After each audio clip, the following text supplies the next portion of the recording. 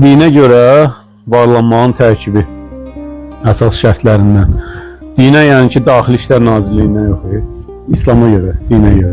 Deməli, bir şey alınmayanda rahat belə sərbəst şəkildə boynuna almalısan. Belə baxanda elə şərtlərin çoxsa adi, adekvat adam, elə adi həyatda da hamısı keçərlidir.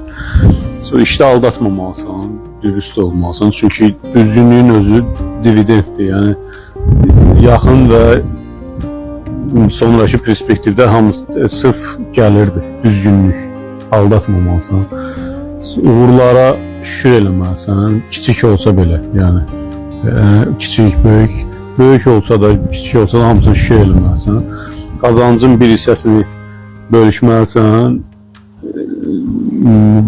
Burada ehtiyacı olanlardan gedir söhbət. Bölüşməlisən. Bir də ki, ailə qurmalısan. O da var. Çox sağ olun.